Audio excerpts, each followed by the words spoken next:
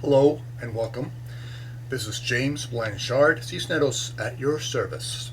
Today I will be reading the November 19th Facebook post and making a few comments on it, and I trust that it will somehow assist us both on our journeys.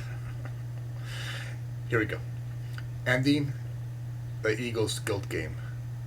The beginning of the end of guilt in our life starts when we choose to consciously value our intrinsic innocence more than our programmed guilt. We are one, thus when we begin consciously respecting our innocence, we will begin seeing this innocence being reflected from everyone and all. Today let us practice aligning with our eternal nature.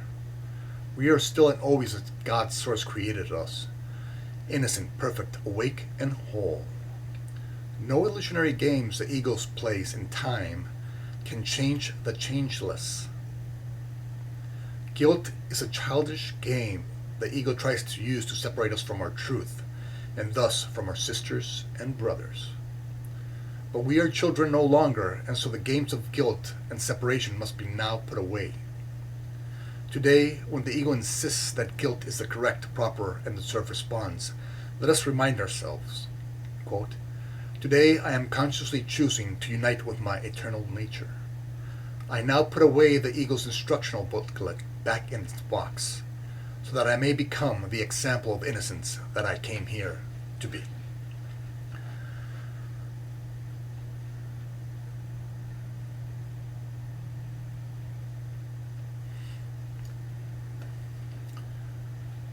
Most of us experience anger, resentment, jealousy, thoughts of revenge, and think, well, how can we not be guilty if we have all these experiences, quote unquote, negative experiences? Thus, we must be guilty in some way, shape, or form. But what the ego does not tell us or share with us is what is our truth. Our truth is that we are God's source's creation, and God's source is love, and therefore we are love's creations. And love is everything, and therefore everything in us is truly love. Some of love's expressions are kindness, compassion, forgiveness, peace, and joy, and therefore those are the truth within us. Now when we experience such things as resentment, anger, thoughts of revenge, sadness, depression, what have you, whatever negative quote-unquote ego tools the ego uses to defend its belief system. You see, those are all tools of the ego, and all tools of the ego are illusions. They are not real. They're used in the fairy tale of the ego who tried to make the fairy tale real. But no matter what parts of the story of the fairy tale you read, no matter how real they seem, they are still in a fairy tale. They are not real. They are not a real part of you. And so these illusions, they have been programmed into us through time, through our parents, peers, society. I mean, they did the best they could, but they only taught us what they were taught. And so these ideas, these thought forms, are simply illusions that we hold about ourselves. They're not real. And therefore we are not guilty. Yes, the ego has programmed us to believe that we are guilty. But we are judging ourselves with false evidence, with non-factual evidence. The only factual evidence is that you are love and its extensions. That's the only fact. Everything else is just an illusion we have been taught to believe as real. A fairy tale we have been read over and over and over again until we finally believe that it must be so. But it is not. It is an illusion. It is not true. It is false evidence. It is not you.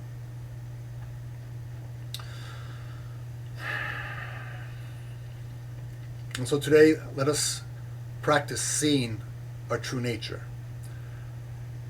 Obviously, because we have been programmed through the ego will always answer first. But only because the ego answers first, do not think of it as your true natural response. Ego might tell you that it's true and natural to be angry at somebody, or sad, or depressed, or revengeful, or regretful. And in the ego's illusion, that might seem natural and proper and true, but it is not. We today are practicing aligning with our true nature. For there's something that the ego does not tell us, and it is this. There are areas within our lives where we have bought into the illusion of ourselves as real. Let's take an example. Let's just simply use anger. And so we came from this place of perfect love, where our Creator's home is. And that is our true home. And from there we heard a call for help and healing from the illusionary thoughts and those who believe in the illusion of anger. And God's source and us therefore heard this call for help and healing. And we decided that we can help and heal these individuals who are believing in the illusion as of anger as real. And so we came into this world of duality. And so we are now experiencing anger. Why? Because we came here to heal it. Because we came here to heal it for ourselves. And by healing it for ourselves, we become an example that anger in us is not truly real. It's not the real part of us. Peace is the real part of us. And so by our own life experience, we are healing that illusionary idea of anger. And we are therefore exchanging that illusion with the truth in us, which is peace. And therefore we will become a light of peace to our brothers and sisters who are now dwell in the dark cave of anger. And they will see our light, our example. And that example will help them find their way out of the tunnel of darkness, out of the tunnel of anger. And so see, the ego would have you judge for being angry, but it does not tell you why you're truly angry. It doesn't tell you that you're truly angry because you came here to heal anger. It tells you, the ego would tell you that you're experiencing anger because you're weak, because you're not spiritual enough, because you're not good enough, because you're not brave enough, because you're not smart enough. In my mind I heard BS, but I will not share that BS. I will not say that word. But that is BS. That is the fairy tale that the ego has sold to us. It is not real. It is not us. We are here to heal the illusion, to bring light into these areas of the world where there is darkness. And so if you're experiencing anger, you're here to heal anger for yourself and then become an example of that anger. And then your brothers and sisters who are dealing with anger will actually listen to you. Why? Because you have the life experience of going through that anger and coming out of that tunnel of darkness that they are now in. So you have gone through what they have gone through. Some spiritual guru from some cave in the Himalayas can tell you, hey, don't be angry, choose peace. But who are you going to listen to more? Some guy who's lived in a cave all his life and not had to deal so much with the duality of this world? Or somebody who's actually been through what you're going through? Who's really the better teacher? Well, the better teacher will find you. If it's the guy in the Himalayas, he will find you. But more than likely, it is somebody who has been through what you are going through. And they will help you heal through their example, and then you will help others heal through your example. And that's what we're doing with each other. We're helping each other heal. We're helping each other bring light into the dark, truth into the illusion. And when the truth comes into the illusion dissolves. Anger dissolves. There's no need to judge anger when you know that anger is not real. There's no need to judge yourself for anger when you know that's just an illusion you're buying into momentarily. And you can very easily stop. Remember who you truly are, forgive yourself, and have peace. And when others are angry at you, you do not pay attention to their illusions. Why? It's simply an illusion that they hold about themselves. You look past that. You look to you look past that and within into them, into the truth in them. And you see the truth in them instead of their illusion. You see what they're trying to accomplish. That they're actually asking you for help and healing. For that any illusion is really just a call for help and healing. Anger, resentment, jealousy, sadness. They're all calls for help and healing. That's all they are. They're not part of your true essence. They're simply illusions we have been programmed to believe as real. And we have reinforced this programming over and over again so often that we now actually buy into its reality. But it's not real. It's not you. It's simply not you. And so today, when the ego insists that we are guilty, and when the ego insists that others are guilty, let us not offer them judgment, and let us not offer ourselves self-judgment, because we already walked that path many times before. We have already played enough in the ego's dark cave. We have already hid ourselves against those walls in that cave. But we are now in the light. We are now becoming examples of this light.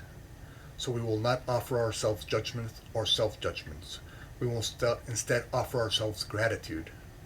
And we will congratulate ourselves for the courage that we have and that we had to come from a place of perfect love into a world of duality, to remind those in it that it is not real, that it is not them, that only the truth in them is true, that only the love, the peace, the compassion, the kindness, the forgiveness, the joy, the peace in them is real. And the more you see that in them, the more you remember that in yourself, and the more that you will reinforce those beliefs, the truth within you as true, as real. And the more you reinforce the truth in you as real, the brighter you will shine, and the greater example you will set for your brothers and sisters, that they too can find that light at the end of the tunnel, and that the truth in them is true, and only the love in them is true. So let us let go of that guilt. It does not belong to us. It belongs in some book, in some fairy tale that was written long ago. We have already read that fairy tale many times. We can now close that book and remember our true eternal innocence, that we are all God's source's creation, that we are all love's creation, that love is all, and therefore we are only love. That is who we are. That is who our brothers and sisters are.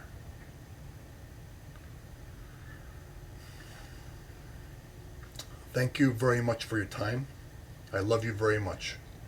If you'd be so kind as to like, comment, or share this video, it would help with the listing process, and it might help somebody find this information who might need it someday.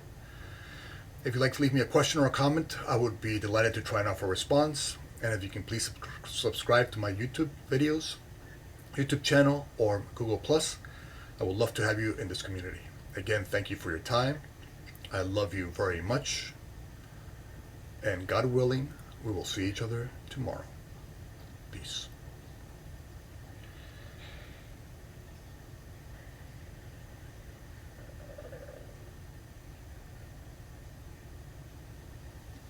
It's 12.